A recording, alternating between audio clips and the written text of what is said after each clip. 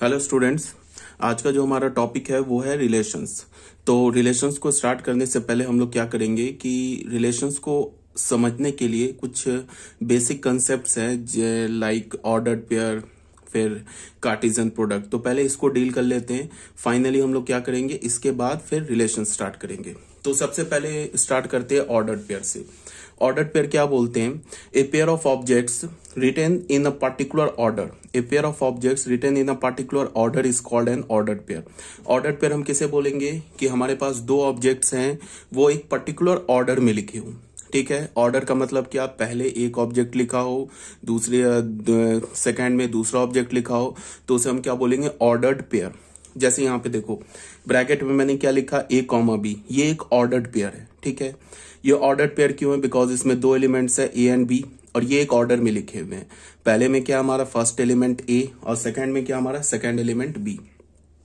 ए को हम क्या बोलेंगे? फर्स्ट कंपोनेंट बोलेंगे, या फर्स्ट एलिमेंट बोलेंगे, या फर्स्ट मेंबर बोलेंगे, या फर्स्ट कोऑर्डिनेट बोलेंगे। ठीक है, बी को same, second component, second element, second member, या सेकंड कोऑर्डिनेट। इसमें जो ये मैंने लिखा ना ए कॉमा बी, सबसे पहले बात ये समझना है कि ये एक ओपन इंटरवल नहीं लिखा है। जैसे हम लोग ओपन इंटरवल को भी लिखते हैं ना, ए कॉमा बी। अगर ए और बी रियल नंबर है तो A comma B open interval में क्या रिप्रेजेंट करता है? Set of all real numbers lying between A and B. But ये इंटरवल नहीं है। ठीक है, ये हमारा सेट नहीं, ये ऑर्डर्ड पेयर है। तो फिर कोई बच्चा बोलेगा कि हम समझेंगे कैसे कि कब इंटरवल लिखा है या कब सेट लिखा है? तो वो गिवन कॉन्टेक्स्ट से क्लियर होगा। क्वेश्चन में क्या पूछ रहा है, कॉन्टेक्स्ट में क्या है वो, या क्वेश्चन में क्या, उससे क्लियर होगा कि कब ऑर्डर्ड पेयर की बात चल रही है या कब सेट की बात चल रही है। जैसे हमने 1,2 लिखा, तो यहाँ पे ये 1,2 ये एक ऑर्डर्ड पेयर को रिप्रेजेंट करता है। ठीक है, ये अगर 1,2 देखो तो ये XY प्लेन पर एक पॉइंट को रिप्रेजेंट करता है। अगर तुम सेट के पॉइंट ऑफ व्यू से देखोगे तो 1,2 इज एन इंटरवल, या इसको तुम ऐसे बोल सकते हो इज एन ओपन इंटरवल। ठीक है, all real numbers lying between 1 and 2, excluding 1 and excluding 2। ठीक है, 2,1 बोलोगे तो ये भी एक हमारा इंटरवल है। ठीक है, ऑल एलिमेंट्स लाइक अगर 2,1 सेट के पॉइंट ऑफ व्यू से देखोगे तो ये हमारा एक इंटरवल है। बट ऑर्डर पेयर के पॉइंट ऑफ व्यू से देखोगे तो ये हमारा एक ऑर्डर्ड पेयर है, जिसका पहला एलिमेंट 2 है, दूसरा एलिमेंट 1 है। यहाँ पे हमारे पास तीसरा क्या है? अल्फा बीटा, ये ऑर्डर्ड पेयर है। नोट यहाँ पे मैंने क्या लिखा है? The ordered pair A comma B is different from the set A B. ये तो ऑब्वियस सी बात है, ये तो डिस्क्रीट सेट लिखा हुआ है जिसमें दो एलिमेंट ए एंड बी। ये हमारा सेट ए बी है, ये ऑर्डर्ड पेयर ए बी है। हम ऐसे भी इंटरवल को लिखते हैं, मतलब ऐसे भी हम जो कंटिन्यूअस सेट होता है ना उसको भी हम ऐसे लिखते हैं ओपन इंटरवल में। बट ये इंटरवल नहीं है, ये हमारा सेट नहीं है। ठीक है, ये हमारा एक ऑर्डर्ड पेयर है जो गिवन कॉन्टेक्स्ट से क्लियर होगा। ठीक है, अब आ जाओ बच्चों इक्वालिटी ऑफ ऑर्डर्ड पेयर। दो ऑर्डर्ड पेयर इक्वल कब होंगे? जैसे हमने बोला कि A1, B1, ये ordered pair A1, B1 equal है ordered pair A2, B2 if and only if A1 is equal to A2 and B1 is equal to B2। मतलब क्या है कि पहले वाले ऑर्डर्ड पेयर का पहला एलिमेंट दूसरे वाले ऑर्डर्ड पेयर का दूसरा एलिमेंट अगर इक्वल है, ठीक है, तो हम क्या बोलेंगे? Both the ordered pairs are equal. जैसे 1,3 ये 1,3 ये दोनों इक्वल ऑर्डर्ड पेयर है। क्यों? बिकॉज इसमें भी 1 है पहले एलिमेंट में, इसमें भी 1 है, ये 3 है, इसमें भी 3 है। बट 1,3 एंड 3,1 ये इक्वल ऑर्डर्ड पेयर नहीं है। ठीक है, हाँ इसमें दोनों नंबर्स जो इन्वॉल्व है वो तो सेम है, बट ये ऑर्डर्ड पेयर इक्वल नहीं है। क्यों नहीं इक्वल है? बिकॉज यहाँ फर्स्ट एलिमेंट तो 1 है, बट यहाँ का फर्स्ट एलिमेंट 3 है, तो 1 इज नॉट इक्वल्स टू 3, तो ये ऑर्डर्ड पेयर इक्वल नहीं है। ठीक है, अब एक सिंपल सा क्वेश्चन है, क्या बोल रहा है कि हमारे पास एक ऑर्डर पेयर दे रखा है x/2 - 1, दूसरा ऑर्डर पेयर दे रखा है y/9 + 1, ये इक्वल दे रखा है 2,1 के। Then find the values of x and y, then the values of x and y are respectively this and this. चार ऑप्शन दे रखे, बहुत सिंपल है। ये दोनों ऑर्डर पेयर इक्वल है, तो तुम क्या करो कि पहले ऑर्डर पेयर का पहला एलिमेंट और दूसरे ऑर्डर पेयर के दूसरे एलिमेंट को बराबर कर दो, वहां से x की वैल्यू मिल जाएगी। फिर दूसरे ऑर्डर पेयर के दूसरे एलिमेंट को और पहले ऑर्डर पेयर के दूसरे एलिमेंट को दूसरे ऑर्डर पेयर के दूसरे एलिमेंट को इक्वल कर दो, तो y की वैल्यू मिल जाएगी। तो यहाँ पे पहला ऑर्डर पेयर का पहला एलिमेंट क्या x/2 - 1 किसके इक्वल होगा? 2 के। तो x/2 की वैल्यू क्या हो जाएगी? 3, तो x की वैल्यू क्या हो जाएगी? 6। और y/9 + 1 किसके इक्वल होगा? 1 के। तो y/9 की वैल्यू 0, तो y की वैल्यू y/9 की वैल्यू 0, तो y की वैल्यू क्या हो गई? 0। ठीक है, तो हमें क्या मिल गया? B option. ये तो ओरली कैलकुलेट हो गया। उसके बाद यही मैंने कैलकुलेट कर रखा है। ठीक है, तो ये तो हमारा था ऑर्डर्ड पेयर। हमने देखा कि ऑर्डर्ड पेयर हम किसे बोलते हैं, फिर हमने देखा कि दो ऑर्डर्ड पेयर इक्वल कब होते हैं।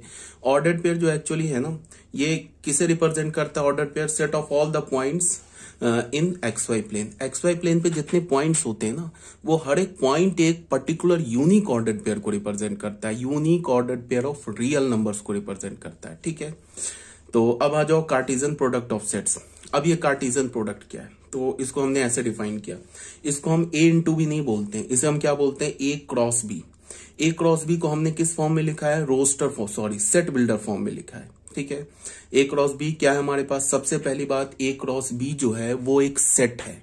क्या है? ये एक सेट है, ऑर्डर्ड पेयर सेट नहीं है। ए क्रॉस बी एक सेट है। कैसा सेट है? हमने क्या बोला? द सेट ऑफ ऑल, इस ब्रैकेट को क्या रीड करते हैं? The set of all ordered pair A B. उन सारे ऑर्डर्ड पेयर ए बी का सेट बना लो। इसको क्या रीड करते हैं? सच डैट इस ऑर्डर्ड पेयर का जो पहला एलिमेंट हो वो पहले सेट ए से हो, और इस ऑर्डर्ड पेयर का जो दूसरा एलिमेंट हो वो दूसरे सेट बी से हो। ठीक है, यहां क्या बोल रहा है? A cross B, the set of all ordered pair A B such that पहले ऑर्डर्ड पेयर का पहला एलिमेंट पहले सेट से हो और दूसरा एलिमेंट दूसरे सेट से हो। तो अगर हमने ए कॉमा बी, अगर हमने बोला एलिमेंट है क्रॉस बी का, अगर मैंने बोला ordered pair A comma B element है क्रॉस बी का, तो यहां से हमें क्या पता चलेगा? इस ऑर्डर्ड पेयर का जो पहला एलिमेंट होगा ना वो पहले सेट से आएगा, और जो दूसरा एलिमेंट होगा वो दूसरे सेट से आएगा। ठीक है, तो इसमें ए क्रॉस बी में हमें ध्यान क्या रखना है कि ए क्रॉस बी में जो एलिमेंट होंगे ना वो ऑर्डर्ड पेयर होंगे। कभी भी ए क्रॉस बी के एलिमेंट 2, 3, 4 ऐसे नहीं आएगा। ठीक है, वो ऑर्डर्ड पेयर 2,3 आ सकता है, वो ऑर्डर्ड पेयर 4,5 आ सकता है। कभी भी single number single number A cross B में नहीं आएगा। ए क्रॉस बी के जो एलिमेंट होते हैं ना, एलिमेंट वो ऑर्डर्ड पेयर में होंगे। ठीक है, सिमिलरली सेम लाइन पे हम क्या बोलेंगे? B cross A. तो बी क्रॉस ए बस डेफिनेशन क्या होगा? पलट जाएगा। तो क्या होगा? The set of all ordered pair B A such that B belongs to B small B belongs to capital B and small A belongs to capital A. Thus B comma A belongs to B cross A if and only if small B belongs to capital B and small A belongs to capital A. बहुत simple सी बात है। ठीक है, वही same हमने क्या कर दिया? रिवर्स कर दिया। अब यहाँ पे क्वेश्चन है, ए दे रखा है, बी दे रखा है, तो ए क्रॉस बी हमें कैसे निकालना है? ए क्रॉस बी कैसे निकालेंगे? ए के पहले एलिमेंट है ना 1 को एक बार 3 के साथ एसोसिएट करके ऑर्डर पेयर बना लेंगे, तो 1,3। फिर 1 को 5 के साथ एसोसिएट करके ऑर्डर पेयर बना लेंगे, तो 1,5। फिर 2 को 3 के साथ, फिर 2 को 5 के साथ, फिर 3, 3 एंड 3, 5। अब बी क्रॉस ए बोलेगा तो बस पलट जाएगा। या तो तुम ए क्रॉस बी अगर तुमने निकाल रखा है तो उसके एलिमेंट को इंटरचेंज कर दो तो बी क्रॉस ए आ जाएगा, या तो फिर डेफिनेशन से देख लो क्या होगा? बी लिखा, क्रॉस ए लिखा, फिर 3 को 1 से एसोसिएट करके एक ऑर्डर पेयर बना लो, फिर 3 को 2 से एसोसिएट करके एक ऑर्डर पेयर बना लो, फिर 3 को 3 से एसोसिएट करके एक ऑर्डर पेयर बना लो, 5, 1, 5, 2, 5, 3। ठीक है, ये तो क्लियर होगा, बहुत सिंपल सी बात है। इसे हम क्या बोलते हैं? Cartesian product of sets. ये हमारा page number 1। Page number 2 clear है? क्लियरली ए क्रॉस बी जो होता है ना वो बी क्रॉस ए के इक्वल नहीं होता इन जनरल। मतलब क्या है कि Cartesian product of two sets are not commutative in general. दो सेट का जो कार्टेशियन प्रोडक्ट होता है वो इन जनरल कॉम्यूटेटिव नहीं होता है। ठीक है, thus Cartesian product of set is not commutative. ठीक है, आगे बात समझ में। कार्टेशियन प्रोडक्ट दो सेट का कॉम्यूटेटिव कब होगा? That is A cross B B cross A के इक्वल कब होगा?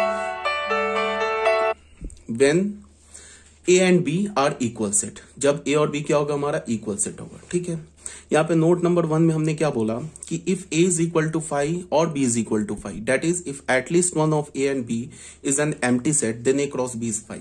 मतलब क्या है कि अगर A या B में से कोई एक 5 हो जाए या दोनों 5 हो जाए तो A क्रॉस B 5 होगा। ठीक है, ये बात आ गई समझ में। सेकंड पॉइंट में क्या बोल रहा है?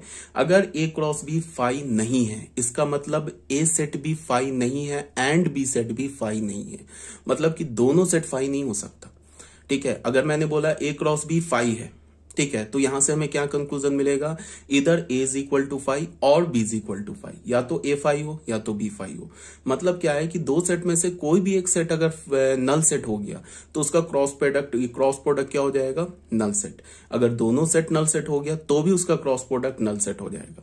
अगर मैंने बोला ए क्रॉस बी 5 नहीं है, इसका मतलब हो गया कि ए भी 5 नहीं है एंड बी भी 5 नहीं है। ठीक है, अब अगर मैंने बोला कि ए क्रॉस बी और बी क्रॉस ए इक्वल है, ये तभी पॉसिबल है जब दोनों सेट इक्वल हो।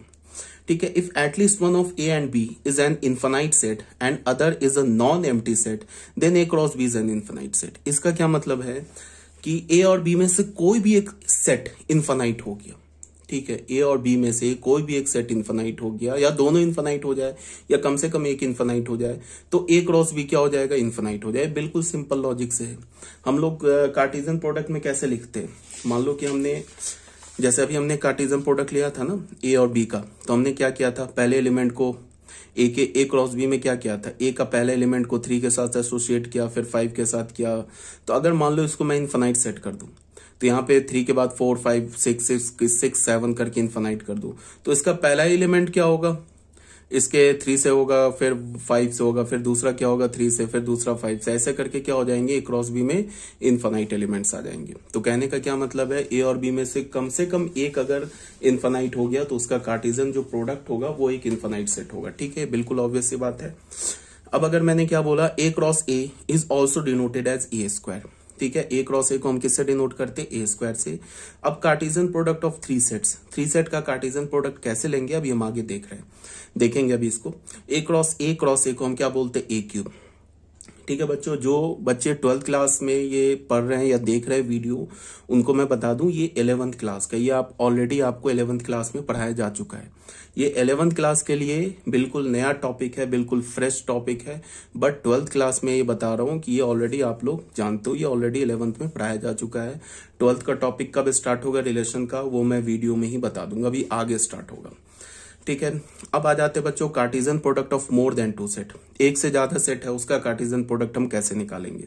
कार्टेशियन प्रोडक्ट, अच्छा एक बात और, ये जो मैं डेफिनेशन लिख रहा हूं ना इतना लंबा लंबा, इसको तो यहाँ पे सिंपल सी बात है, रटने जैसी तो कोई चीज है नहीं कि हम इसको रटना शुरू कर दें। ये सिर्फ समझना है, प्रॉपर्टी याद रखना है, समझना है। कोई डेफिनेशन मैथमेटिक्स में रटना नहीं होता है, सिर्फ प्रॉपर्टी भी रटना नहीं होता है। प्रॉपर्टी अगर समझ जाओगे ना, हाँ कुछ प्रॉपर्टीज कुछ रिजल्ट हमें याद रखने होते हैं या बिल्कुल रट जाना होता है। जैसे मैंने डिटर्मिनेंट में बताया था, सर्कुलेंट डिटर्मिनेंट बताया था, सिमेट्रिक डिटर्मिनेंट बताया था, इसका वैल्यू रट जाना है। ठीक है, बट यहाँ पे हमें क्या करना है, ये सब मैं इंग्लिश में लिख रहा हूँ, काफी बड़ा बड़ा डेफिनेशन लिख रहा हूँ, बट किसके लिए लिख रहा हूँ, for the sake of understanding, सिर्फ अंडरस्टैंडिंग के पॉइंट ऑफ व्यू से लिख रहा हूँ, रटना नहीं है तुम्हें, बस तुम समझो क्या है। ठीक है, Cartesian product of n sets a1 a2 a3। अब यहाँ पे हमने क्या किया था, अभी 2 सेट का कार्टेशियन प्रोडक्ट लिया था, अब मैं बोल रहा हूँ n सेट का कार्टेशियन प्रोडक्ट ले रहे हैं। हमारे पास सेट क्या है, a1 a2 a3 से n is denoted by a1 cross a2 cross a3 dot dot an। इसको हम ऐसे डिनोट करेंगे, एंड इज डिफाइंड एज, कैसे डिफाइंड होगा, a1 cross a2 dot dot an। ये डिफाइंड कैसे होगा, इसको हम ऐसे बोलेंगे, the set of all x1 x2 dot dot xn। ठीक है, ये जो है ना इसे हम n ट्यूपल बोलते हैं, ऑर्डर्ड पेयर बोलते हैं ना। फिर ऑर्डर्ड पेयर में अगर 3 एलिमेंट्स को अगर हमने अरेंज कर दिया एक ऑर्डर में तो हम उसे क्या बोलते हैं, ऑर्डर्ड ट्रिपलेट। 2 को किया तो ऑर्डर्ड पेयर, ऑर्डर्ड पेयर को 2 ट्यूपल बोलते हैं, ऑर्डर ट्रिपलेट को 3 ट्यूपल बोलते हैं, और n एलिमेंट्स को अगर हमने एक ऑर्डर में लिख दिया तो उसे n ट्यूपल बोलते हैं। ठीक है, x1 इसमें क्या होना चाहिए, a सेट से होगा, दूसरा एलिमेंट x2 कहां से होगा, a2 से होगा। इसी तरह से करते हुए xn जो होगा किससे होगा, an से होगा। ठीक है, ये बात आ रही है समझ में, कोई प्रॉब्लम नहीं है। ठीक है, तो इसको हम ऐसे भी लिख सकते हैं शॉर्ट फॉर्म में, the set of all x1 x2, ये हमारा n ट्यूपल है। ठीक है, x1 x2 dot dot xn such that xi belongs to ai where i is equal to 1 2 3। वही बात है, इसको मैंने शॉर्ट फॉर्म में लिख दिया। 1 का वैल्यू डालोगे, i का वैल्यू 1 तो x1 बिलोंग्स टू a1, 2 डालोगे तो x2 belongs to a2 and so on, n डालोगे तो xn बिलोंग्स टू an। ठीक है, ये था हमारा Cartesian product of more than 2 sets. यहां तक भी कोई डाउट नहीं होना चाहिए। ठीक है, the elements x1 x2 dot dot xn is called n tuple of x1 x2 xn। इसे हम n ट्यूपल बोलेंगे, x1 x2 x3 ये जो एलिमेंट्स है ना इनका n ट्यूपल बोलेंगे। अब आ जाओ बच्चों Cartesian product of 3 sets. 3 sets का कार्टेशियन प्रोडक्ट कैसे लिखेंगे, एकदम सेम लॉजिक से, जैसे हमने 2 सेट का कार्टेशियन प्रोडक्ट लिखा, फिर हमने क्या किया, n सेट का कार्टेशियन प्रोडक्ट लिखा, सेम लॉजिक से 3 सेट्स का कार्टेशियन प्रोडक्ट लिखेंगे। जैसे हमने बोला ना a cross b cross c, तो हम क्या बोलेंगे, the set of all ordered pair, sorry, the set of all ordered pair abc such that A belongs to capital A, B belongs to capital B and small c belongs to capital C। मतलब क्या करना है कि अगर हमें 3 set का Cartesian product लिखना है ना, तो हमें उन सारे ऑर्डर्ड पेयर का सेट बनाना है, जिस ऑर्डर्ड पेयर नहीं, ऑर्डर ट्रिपलेट का सेट बनाना है, जिस ऑर्डर्ड पेयर ट्रिपलेट का पहला एलिमेंट पहले सेट A से हो, दूसरा एलिमेंट सेट B से हो, तीसरा एलिमेंट सेट C से हो। ठीक है, तो यहां हमने क्या बोला कि देन अगर मैंने क्या बोला कि ठीक है, ABC अगर मैंने बोला ये ऑर्डर ट्रिपलेट है, अगर एलिमेंट है A cross B cross C का, तो इससे हमें क्या पता चल रहा है, इफ एंड ओनली इफ पहला एलिमेंट जो A है वो पहले सेट A से होगा, दूसरा एलिमेंट B दूसरे सेट B से होगा, और तीसरा एलिमेंट C तीसरे सेट C से होगा। यहाँ पे नोट में क्या लिखा है, R क्रॉस R को हम R स्क्वायर बोलते हैं, और ये R स्क्वायर किसे रिप्रेजेंट करता है, XY प्लेन पे जितने भी इनफाइनाइट पॉइंट्स हैं उनको रिप्रेजेंट करता है। R हमारा क्या है, set of all real numbers. अगर तुम देखो, अगर रियल नंबर का क्रॉस रियल नंबर के साथ लोगे तो कैसे एलिमेंट मिलेंगे, 1,1, 2,2, -1, पाई, पाई, E, 4/5, 3/7। तो ये क्या आ रहा है, ये तो पॉइंट आ रहा है ना XY प्लेन पे। तो R क्रॉस R क्या है, set of all the points lying in the plane, coordinate plane. ठीक है, R क्रॉस R क्या है, इसको हम R क्यूब से बोलेंगे, set of all the points in the 3 dimensional plane. जो 11th क्लास में बच्चे हैं उनको मैं बता दूं कि हमारे पास सिर्फ X एक्सिस Y एक्सिस नहीं होता है, एक Z एक्सिस भी होता है। आप आगे पढ़ोगे, 11th क्लास को बोल रहा हूँ, 12th क्लास को नहीं बोल रहा हूँ। 12th क्लास तो ऑलरेडी जानते हैं 3D पर क्या है वो। मैंने क्या बोला कि X एक्सिस Y एक्सिस और एक तीसरा Z एक्सिस होता है। ठीक है, ऐसे होता है, ये हमारा X एक्सिस ये हो गया, Y एक्सिस ये Z एक्सिस हो गया, और ये हमारा X एक्सिस हो गया। ठीक है, इसको हमने क्या बोल दिया, ये X एक्सिस हो गया, ये Y एक्सिस हो गया, Z एक्सिस हो गया। तो ये सब जो हवा में पॉइंट है ना, ये जितने भी पॉइंट्स है, हाँ देखो हवा में जितने पॉइंट्स है वो सारे पॉइंट्स किसे रिप्रेजेंट करते हैं, ऑर्डर ट्रिपलेट को। ठीक है, तो आप आगे 3D में पढ़ोगे तो, बट अभी टाइम बिंग क्या समझना है कि R क्रॉस R इन क्रॉस R को हम R क्यूब बोलते हैं, और ये किसे रिप्रेजेंट करता है, set of all the points in 3 dimensional plane. ठीक है, अब आ जाओ बच्चों, अच्छा अब कोई एक एग्जांपल ले लूं, शायद मैंने छोड़ दिया एग्जांपल, एक ले लेता हूं एग्जांपल। जैसे अगर मैंने एक सेट A ऐसे ले लिया, 1, 2 ले लिया, 3 ले लिया। ठीक है, एक सेट हमने B ले लिया 4,5, और एक सेट C ले लिया हमने -1,0। हमें अगर A cross B cross C निकालना है, ठीक है, तो हमें क्या करेंगे, हमने लिखा 1, 2, 3 का क्रॉस लेना हमें 4, 5 के साथ, इसका क्रॉस हमें क्या लेना है, -1,0। तो पहले क्या करो तुम, कोई दो का, या तो पहले इसका क्रॉस ले लो या पहले इसका क्रॉस ले लो। चलो मैंने पहले दो का पहले क्रॉस ले लिया, क्या ले लिया, 1, 4 ऑर्डर्ड पेयर में, ये तो अभी दो सेट का क्रॉस ले रहा हूं तो ऑर्डर्ड पेयर आएगा। फिर क्या होगा 1, 5, फिर क्या होगा 2, 4, फिर क्या होगा 2, 5, फिर क्या होगा 3, 4, फिर क्या होगा 3, 5। इसका क्रॉस प्रोडक्ट ले लिया -1,0। अब देखो, अब ऑर्डर ट्रिपलेट बनाएंगे कैसे, इसका पहला ऑर्डर पेयर उठाया, उसको एक बार -1 से एसोसिएट करेंगे, फिर पहले को 0 से रखेंगे, एलिमेंट कहाँ 1, 4, यहाँ पे तीसरे में -1 रखेंगे। ठीक है, फिर क्या करेंगे 1, 4, फिर क्या करेंगे 0, फिर क्या रखेंगे 1, 5, -1, फिर क्या होगा 1, 5, 0, फिर क्या होगा 2, 4, -1, फिर क्या होगा 2, 4, 0, फिर क्या होगा 2, 5, -1, फिर क्या होगा 2, 5, 0, फिर क्या होगा 3, 4, -1, 3, 4, 0, फिर क्या होगा 3, 5, -1 एंड 3, 5, 0। ये हमारा फाइनली क्या मिल गया, A cross B cross C। समझ गया ना कैसे लिखते हैं, अगर हमारे पास 3 सेट है तो 3 सेट का कार्टेशियन प्रोडक्ट कैसे लिखते हैं। पहले किसी को भी हमने कर लिया, इस दो का पहले कार्टेशियन प्रोडक्ट लिख लिया। अगर मान लो इस दो का पहले लिखते हैं ना कार्टेशियन प्रोडक्ट, और जब अगर A के साथ लेते हैं ना क्रॉस, तो वो ऑर्डर्ड पेयर के पहले एलिमेंट में लिखते हैं। ठीक है, अगर लिखते कैसे हम लोग 4, -1, 4,0, पहले इसका ऑर्डर पेयर ले लेते, उसके बाद क्या करते, फिर 1 को लेते, इसका ऑर्डर पेयर क्या होता 4, -1, तो फिर लिखते 1, 4, -1।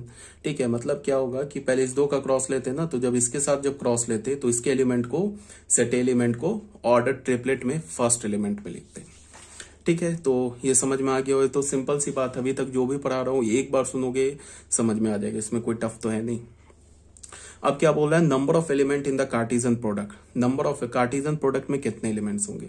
हमने एक सेट ए ले लिया, एक सेट बी ले लिया, two infinite sets, are two infinite नहीं फाइनाइट सेट्स, सॉरी मैं क्या लिख रहा हूं, are two finite sets. Then अगर मैंने ए और बी ले लिया, ये दो फाइनाइट सेट्स हैं, तो number of element in A cross B को हम क्या लिखेंगे, number of element in A into number of element in B. इसको हमने m कॉमा n माना, वेयर m क्या हमारा, m is the number of element in set A और n क्या है, number of element in set B. ठीक है, अब इसका प्रूफ भी देख लो, एक लाइन का प्रूफ है। हमने सेट क्या ले लिया, मान लो सेट ए में हमने कितने एलिमेंट्स माने, m एलिमेंट्स माने, तो सेट ए को हम कैसे लिखेंगे, x1 x2 dot dot xm। B set में हमने कितने एलिमेंट्स माने, n एलिमेंट्स माने, तो इसको हम क्या लिखेंगे, y1 y2 dot dot yn।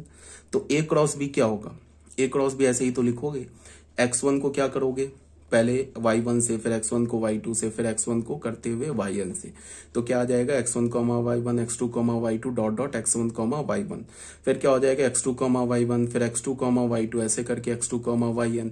इसी फॉर्म को अगर हम आगे बढ़ाएंगे तो हमें क्या मिलेगा, x3 y1 x3 y2 dot dot x3 yn, फिर x and so on, last में कहां पहुंचेंगे, xm सेट पे पहुंचेंगे, लास्ट में हम पहुंचेंगे xm सेट पे। ठीक है, यहाँ है ना हमारे पास xm y1 xm y2 dot dot xm yn। ठीक है, अब बच्चों यहाँ पे ध्यान से देखो कि इस a क्रॉस b को देखो, ये विजिबल है ना, हाँ यहां से देखो, अगर तुम ऐसे करके रो वाइज देखो तो रो वाइज कितने रोज हैं, m रोज है, बिकॉज देखो x1 फिर x2 फिर x3 करते करते कहां तक पहुंचे हम, m तक पहुंचे। तो रो वाइज देखो तो कितने रोज हैं, m रोज है। कॉलम वाइज देखो तो कितने कॉलम्स है, पहला कॉलम दूसरा कॉलम तीसरा कॉलम, पहला दूसरा तीसरा कॉलम, कितने कॉलम्स हैं, n कॉलम्स है। तो कितने रोज है, m रोज, कितने कॉलम्स है, n कॉलम्स, तो नंबर ऑफ एलिमेंट्स कितने हो जाएंगे, m इंटू n। ठीक है, तो ये तो बिल्कुल सिंपल सी बात है। तो m into n, clearly each row has n ordered pair, हर एक रो में कितनी ऑर्डर्ड पेयर है, n ordered pair, and there are m such rows. हर एक रो देखो, पहला रो है ना, इसमें कितने ऑर्डर्ड पेयर है, n ऑर्डर्ड पेयर है। ठीक है, and there are m such rows, और ऐसे कितने रोज है, m रोज है। ये थर्ड रो करते करते m रोज है, तो नंबर ऑफ एलिमेंट क्या हो गया, m इंटू n। ठीक है, अब अगर मैं बोलूं कि number of element in A cross B cross C, number of element in A cross B cross C क्या होगा, तो सिंपल सा हो जाएगा, number of element in A into number of element in B into number of element in C. ठीक है, अब यहाँ पे एक नोट में देख लो, the elements of A cross B are also called two tuple. ठीक है, तो ऑलरेडी बता दिया, ए क्रॉस बी में क्या होंगे, ऑर्डर्ड पेयर होंगे, ऑर्डर्ड पेयर को हम क्या बोलते हैं, two tuple. Element of A cross B cross C are called order triplet और थ्री ट्यूपल। ठीक है, अच्छा, Cartesian product of three sets मैंने एक बार यहां भी ले लिया है, कोई बात नहीं, ये तो ऑलरेडी बताया जा चुका है, Cartesian product of three sets. ठीक है, अब आ जाओ representation of Cartesian product of two sets by arrow diagram. ठीक है, अब कार्टेशियन प्रोडक्ट दो सेट का होगा, उसको हम एरो डायग्राम से भी रिप्रेजेंट कर सकते हैं, कैसे वो बताया जा रहा है। सेट ये दे रखा है 1 2 3 और सेट दे रखा है बी, तो हम लोगों ने क्या किया कि दो ऐसे करके हमने सेट बना लिया। ठीक है, ऐसे ए और बी सेट बना लिया। ए सेट को क्या किया, ए सेट में क्या 1 2 3, बी सेट में क्या ए बी, तो 1 किससे एसोसिएट होगा, ए से बी, 1 बी से बी, फिर 2 बी ए से, 2 बी बी से, फिर 3 बी ए से, फिर 3 बी बी से। तो ये था एरो डायग्राम। ठीक है, एक बार सुन लो, याद हो जाएगा, इसका एज सच कोई यूज नहीं है, बट फिर भी बुक में लिखा होता है तो मैंने भी बता दिया, कोई प्रॉब्लम नहीं है। ये क्रॉस नहीं है, ये एक्स एक्सिस है। यहाँ पे क्या बोल रहा है, graphical representation of Cartesian product of two sets. Graphical representation बोलो या लैटिस मेथड बोलो, एक ही बात है। ठीक है, या आप इसको लैटिस मेथड भी बोल सकते हो, TICE मेथड। इसमें हमने क्या करते हैं कि हमारे पास ए सेट है, इसका कोई यूज नहीं है, ये कभी ना जेईई मेंस में आएगा, ना एडवांस में आएगा, ना बोर्ड में आएगा, कभी नहीं आएगा, बट फिर भी लिखा है, एक सेकंड के लिए सुन लो। ए सेट हमारे पास दे रखा है 1 2 3, बी सेट हमारे पास दे रखा है 2 4। तो हमने क्या किया, ए सेट को हमने एक्स एक्सिस पे प्लॉट कर दिया, बी सेट को हमने वाई एक्सिस पे प्लॉट कर दिया। उसके बाद 1 से एक straight line vertical line draw किया, 1 2 3 से हमने क्या किया, हॉरिजॉन्टल लाइन ड्रॉ किया। ठीक है, अब हमारे पास क्या है कि 1 2 कार्टेशियन प्रोडक्ट में आएगा ना 1 2, तो यहां से 1 ले गए और यहां से 2 लिया, डॉट बना दिया। फिर क्या होगा 1 4 भी आएगा, तो यहां से 1 ले गए एंड 4, हमने 1 2 3 एंड 2 4। ठीक है, 1 2 भी आएगा, फिर क्या आएगा 1 4, तो यहां से 1 लेंगे और ए क्रॉस बी हमने क्या कर दिया है, बी क्रॉस सी। ठीक है, इसमें कोई प्रॉब्लम नहीं है सच, बट फिर भी देख लो। 1 2 3 2 एंड 4। ठीक है, यहां पे हमारा अगर ए क्रॉस बी लिखेंगे, ठीक है, तो ए क्रॉस बी में क्या होगा 2 1 1 2। ठीक है, 1 2 हो गया, फिर क्या होगा 1 4 होगा, तो 1 है, 4 तो मैंने बनाया ही नहीं है, फिर 3 4। ये हमारा जो पॉइंट है ना, ये किसे रिप्रेजेंट कर रहा है 1 2 को। ठीक है, फिर ग्राफिकल लैटिस में था। ठीक है, फिर 1 4 भी होगा, तो ठीक है, यहां पे एक 4 बना लो ऐसे करके, तो 1 2 होगा, फिर 1 4 होगा, तो ये पॉइंट हो जाएगा 1 4। फिर क्या होगा 2 2, तो देखो ये 2 2। फिर क्या होगा 2 4, तो 2 4 एक यहाँ पॉइंट बना लो। फिर क्या होगा 3 2, तो 3 2 यहाँ पॉइंट बना लो। फिर क्या होगा 3 4, तो 3 4 एक यहाँ पॉइंट बना लो। ये पता नहीं मैंने कैसे गलती कर दी, ये क्रॉस ये नहीं है, ये पॉइंट नहीं है, ये पॉइंट नहीं है। कहने का क्या मतलब है कि जैसे 1 2 3 2 4 ए सेट दे रखा है ना 1 2 3 1 2 3 एंड बी सेट क्या दे रखा है 2 4। अगर हमें ए क्रॉस बी लिखना है ना, ए क्रॉस बी का अगर हमें लैटिस मेथड देखना है तो हम क्या करेंगे, ऐसे करके पहले कार्टेशियन प्लेन बना लिया। अगर ए क्रॉस बी लिखना है तो ए को हमने एक्स एक्सिस पर लिख लिया 1 2 3, और यहाँ पे क्या लिखा 2 4, तो मान लो ये 1 लिखा, ये 2 लिखा, ये 3 लिखा और ये 4 लिखा। चाहो तो ऐसे ऐसे करके एक स्ट्रेट लाइन ऐसे बना लो, फिर यहाँ पे ऐसे स्ट्रेट लाइन। इस सबका बता रखा है कि ऐसा कोई यूज तो है नहीं, बट 4 भी बना लो, कोई बात नहीं, ऐसे ऐसे करके बना लो स्ट्रेट लाइन। अब अगर कार्टेशियन प्रोडक्ट लोगे तो क्या आएगा 1 2, तो 1 2, यहां से 1 एक्स एक्सिस से 1 और वाई एक्सिस से 2 ऐसे डॉट कर दिया। फिर क्या आएगा 1 4, तो यहां से 1 यहां से 4 ये डॉट कर दिया। फिर क्या आएगा 2 2 2, तो यहां से 2 यहां से 2 ये डॉट कर दिया। फिर क्या आएगा 2 4, तो 2 4 ये डॉट कर दिया। फिर क्या आएगा 3 2 3 यहां से 2 यहां से ये डॉट कर दिया। फिर क्या आएगा 3 4 3 यहां से 4 यहां से, तो ये ए क्रॉस बी हो गया। अब बी क्रॉस ए करोगे तो क्या, बी को ले लो एक्स एक्सिस पे और ए को ले लो वाई एक्सिस पे, सेम लॉजिक है। ठीक है, अब ये क्वेश्चन नंबर 1 है। क्वेश्चन नंबर 1 में क्या है कि हमारे पास सेट ए दे रखा है 1 2 और सेट बी दे रखा है 3 4 5। तो हमें क्या निकालना है, A cross B cross A and B cross B. तो ये क्या हमारा डू इट योर सेल्फ, ये आप खुद ही करेंगे सॉल्व। ठीक है, इसमें कोई दिमाग तो लग नहीं रहा है। फिर हमारा क्वेश्चन नंबर 2 में क्या है, हमारे पास एक सेट दे रखा है 2 3, सेट बी दे रखा है 4 5 और सेट सी दे रखा है 5 6। हमें क्या फाइंड आउट करना है, A cross B union C. पहले बी यूनियन सी निकालो, यहां लिख दो, फिर उसके साथ ए सेट का क्रॉस ले लो। ये सब क्वेश्चन आप सेकेंड भी खुद से करोगे। क्वेश्चन नंबर 3 में क्या है, express set A such that X Y. एक सेट हमें बनाना है ए, उसमें क्या है X Y such that Y plus 2x is equal to 5 where X and Y belongs to whole number as the set of order pair. मतलब इस set ए जो कि हमारा किस फॉर्म में लिखा हुआ है, ये बच्चे जो सेट है ना, ये हमारा किस फॉर्म में लिखा है, सेट बिल्डर फॉर्म में। इस सेट बिल्डर फॉर्म को हमें रोस्टर फॉर्म में लिखना है। ठीक है, तो हम कैसे लिखेंगे वो देखो। क्या दे रखा है कि एक्स वाई हमें एक इस सेट ए बनाना है। ठीक है, सेट ए बनाना है of all ordered pair X Y ordered pair का सेट बनाना है, और उस एक्स वाई के बीच में ये रिलेशन दे रखा है। क्या दे रखा है कि y प्लस 2x किसके इक्वल होना चाहिए, 5 के इक्वल होना चाहिए, और x और y क्या होना चाहिए, होल नंबर।